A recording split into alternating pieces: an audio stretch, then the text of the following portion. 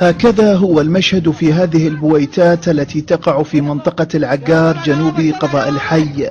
مشهد للذعر والهلع والدخان، حريق هنا وآخر هناك، سلسلة من الحرائق التي تنشب طوال النهار دون معرفة الأسباب.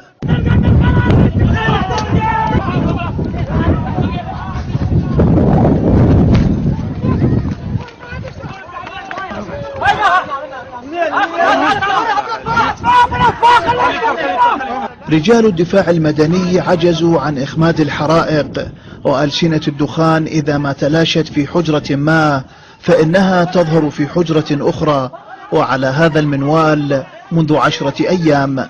والغريب في الأمر أن الحرائق قيدت ضد عصابة من الجان بحسب أكثر التكهنات. شغلة عجيبة الله اللي يعلم بيها، يعني جبنا علماء روحانيين، يعني كل واحد يقول لنا جين وقضيت عليه وهاي، يعني يم الحالة تصير تتكرر النار، يعوف ويمشي يقول مستعمرة، وهو البداية تعهد قال أنا قضيت عليه، جبنا ثاني نفس الحالة، جبنا ثالث، حتى هم صاروا بحالة رعب. والنار اللي بصفها ما يشوفها إلا واحد من بعيد يقول لنا احترقتوا، نركض احنا عليه، نركض مثلا على هالجهة، على الجهة ذيك تحترق، ونرجع احنا صار لنا اليوم 10 أيام نركض هيك ونركض هيك.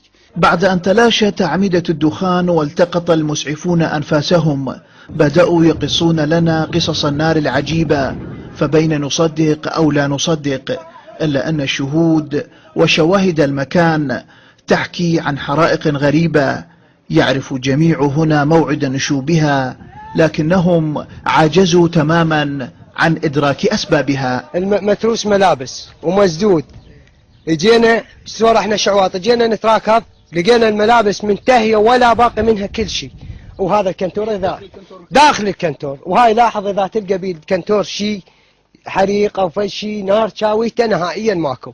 هاي أحد البراهين البينات، برهان منهن بنزين، والله مولد متروس بنزين وحاطين عليه الملابس، حاطينهم عليه دواشق ومخاد وما تروح ليه جوا.